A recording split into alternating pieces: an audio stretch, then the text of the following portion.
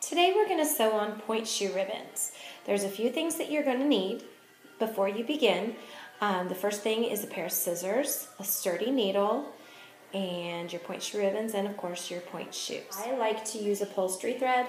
Some dancers like to use dental floss unwaxed, but this upholstery thread you can get in any sewing store, and usually Walmart, places like that also carry the upholstery thread. It's just a little stiffer, it's a little heavier, and I do double it up. You also need your point shoe ribbons, and these just came right out of the package. Most point shoe ribbons come in a package and it's one big piece. We're going to start off by taking our big piece of ribbon here and cutting it into 4 equal pieces. My scissors are a little bit dull. I've got 2 there, and just gather them down. Usually they've been folded equally, so you can pretty much find that end where they're pretty equal. Yep, and it's right there at the fold. And you'll notice that on your ribbons there is a shiny side and a side that's not so shiny. You want the shiny side to go out. I'm going to set aside. I'm just going to show you one shoe today as a demonstration so that you see where it goes. I like to take my point shoe and turn the back heel inside out like that. It just makes it easier to get on the inside where those seams are on the inside of the shoe. We are going to sew our ribbons right up against the inside of the shoe right there. Take a pretty long piece of thread.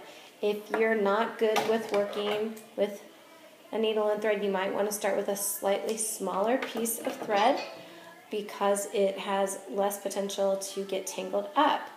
Again, it just comes with experience in dealing with thread.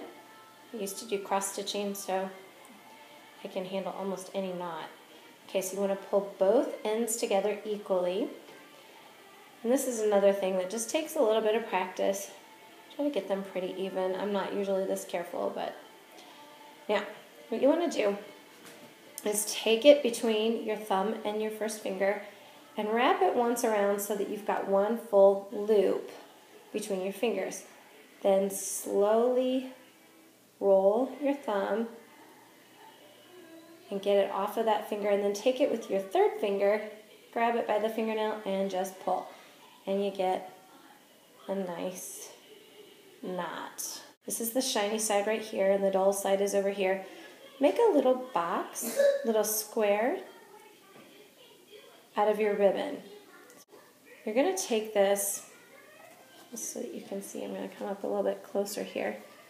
You're going to take this and place it straight up and down on the heel side of that seam. Right there. So it's making a box, and you want it to go right underneath the drawstring casing. Now, we're going to take our needle and thread, try to get this so you can see it real good, and you've got the ribbon coming out the top, and we're going to take, I call this is called a whip stitch. I like to do it all the way around. It's kind of hard to get everything all nice and in its place. I'm going to take a little stitch just through the canvas layer and then through the 2 layers of ribbon there and pull it. You've got your knot. I don't know if you can see that very well.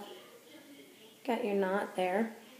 You're going to take your whip stitch all the way around the point shoe. You angle it in the direction you're going to go. So you start where your last stitch was and angle it away from that stitch through the canvas and through the ribbon all in one stitch. Up and see, there we got a knot. And I just pull on it a little bit and it comes through.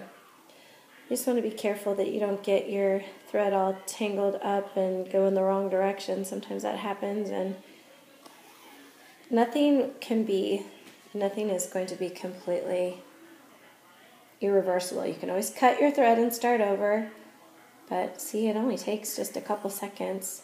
I've got maybe 1, 2, 3, 4, I've got maybe 4 stitches per side here going on. And you don't want it to get looped around the heel. Just gotta take your time. It only takes a couple minutes per ribbon to get it going all the way around. Okay, now I'm getting up near the end. And sometimes if I've got ribbon that looks like it's fraying a whole lot, I'll go ahead and burn this end before I actually put it on the shoe. That way it's a little bit easier to work with and you don't have fraying going on. Okay, now that we're at the top, see, I'm going to turn around this way, different angle. See, so it's gone all the way around the ribbon, and now the only thing that I have left to do is the top, and there's a couple of different ways you can do this. I think the easiest way is to go in and out, and I don't usually hold the shoe this way to sew it, but just so that you can see, you can go all the way through all the layers like that, and then back, just a tiny little stitch. You want it to be pretty close together on the shoe, on the outside of the shoe, so that you don't have these big gigantic stitches, but you're just going to do. And now I've met up with where I started. So I've got the ribbon making a little box all the way around. You're going to start like you're going to do a whip stitch here. You want to get your little whip stitch right back, overlapping the one that was your first stitch. And you want to pull it, but you don't want to pull it all the way.